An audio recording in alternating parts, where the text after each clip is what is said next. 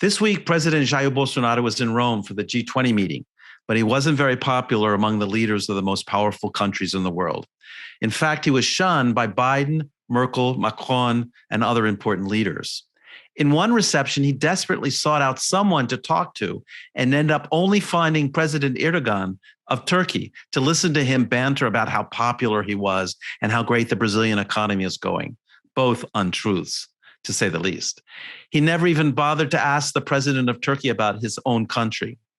He also snuck out of the reception organized by Prince Charles of Great Britain and had to leave through the back door of the embassy to escape protesters. Just as when he went to New York to speak at the United Nations in September, he was isolated. Quite frankly, he embarrassed Brazil on the world stage. However, Bolsonaro did get one endorsement this week from a former world misleader. Just hours before the Brazilian Senate COVID-19 investigation committee issued its report condemning Bolsonaro for 9 different crimes, former President Trump announced his endorsement of Bolsonaro. Quote, President Jair Bolsonaro and I have become great friends over the past few years. He fights hard for and loves the people of Brazil, just like I do the people of the United States, wrote Trump in a statement. He went on to say, Brazil is lucky to have a man such as Jair Bolsonaro working for them. He is a great president, and he will never let the people of his great country down. Now, that kind of backing coming from Trump, who himself is an international pariah, doesn't bode well for Bolsonaro as he travels to the 2021 United Nations Climate Change Conference in Glasgow.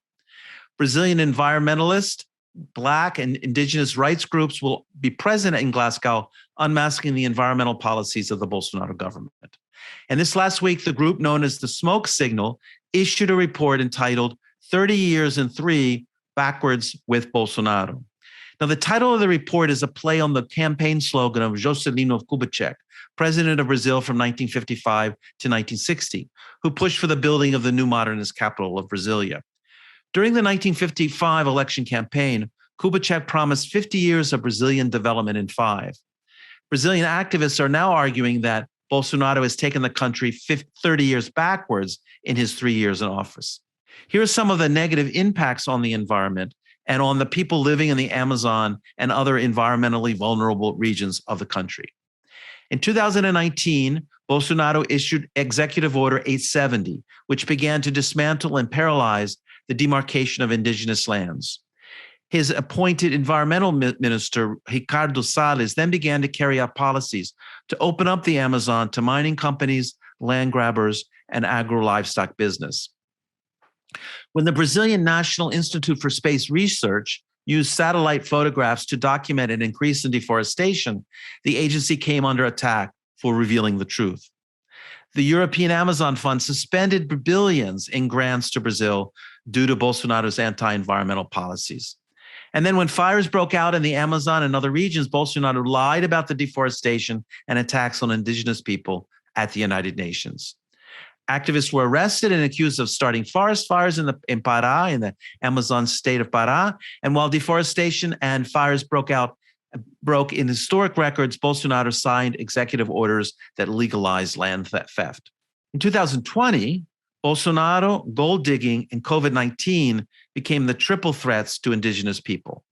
Bolsonaro dismantled government protections, accelerated deforestation, discussing this explicitly at a cabinet meeting when the environmental minister, Salles, stated that while people were distracted by COVID-19, the government would open the gates to the cattle herd, that is, support increased mining and agribusiness on protected lands. While more burning of the forest led to smoke from fires covering the country, once again, Bolsonaro lied about deforestation and attacks on indigenous people. Brazilian emissions increased due to deforestation, and the government invented creative accounting to argue that there was a decrease in emissions. And then this year, 2021, with the support of Bolsonaro, the Agribusiness Caucus began to shape clearly legislation in the House and the Senate. It was discovered that Environmental Minister Salles was involved in illegal timber sales, and he was forced to leave office. A bill was approved in the House dismantling the environmental licensing law. Violence related to illegal mining escalated, and Bill 490 authorized the invasion of indigenous people's lands. 2 other bills, 510 and 2633, known as the land-grabbing bills, also advanced in Congress. And once again, Bolsonaro lied about deforestation at the United Nations. There's been a sharp increase in land-related conflicts and deaths, reflecting the Bolsonaro government's incentives to commit environmental crimes. Deforestation proceed according to plan, and combined with historic droughts and sandstorms, has seen the Brazilian climate crisis full-blown. The government response to the Ministry of Foreign Relations is to argue that everything is just great. So on the electoral front, although Bolsonaro's popularity in the polls remains low, he did achieve one small victory this past week. The Federal Election Court unanimously voted to shelve a case against the electoral campaign of Jair Bolsonaro in 2018 for allegedly using mass messaging services targeting specific voter groups in order to smear rivals. The judge found that there was not enough evidence to prove the link between the campaign and the firms involved in the scheme. But then they impeached Paraná state lawmaker Fernando Franceschini for telling social media followers in 2018 that Brazil's electoral voting machines were rigged to stop Bolsonaro from winning the elections, although he went on to do just that. Sound familiar? Fake news about election fraud to explain electoral defeat? Stay tuned. That's probably what Bolsonaro will be doing in the 2022 elections. Now, despite this partial win, Bolsonaro faces other problems. The Attorney General received the report of the COVID-19 Senate Commission and has set up a committee to study it.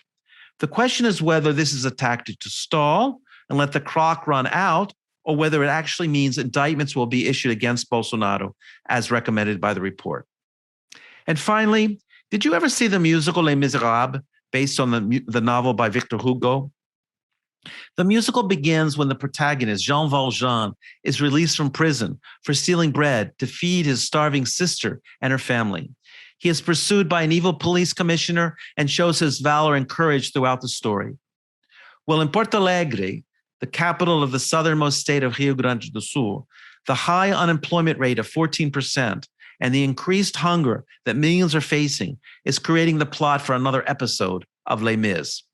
This last week, the police arrested two people who were sifting through garbage which a supermarket had thrown out and were arrested for illegally entering the area and stealing the food. It is the sad sign of the times in Brazil when the poverty and hunger have returned after years of social programs that dramatically close the inequality gap. In fact, a report by the Brazilian Pediatric Society has shown that 44% of the deaths caused by respiratory problems, infections, and parasites among children in Brazil from the age 0 to 6 are preventable. And in another report issued this week, there was a 61% increase in the murder of indigenous people in the first 2 years of the Bolsonaro government, rising from 113 to 183. I'm sorry to end on such a sad note, but unfortunately, that's the state of news coming out of Brazil these days. See you soon for more of Brazil Unfiltered. You can follow me on Twitter at James N. Green.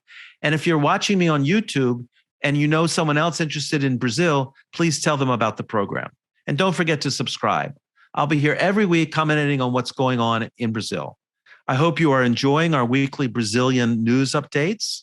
This week, I interviewed Oliver Stunkel for the channel. We had a fascinating conversation about the complicated place Brazil finds itself in the world today. I highly recommend you check it out.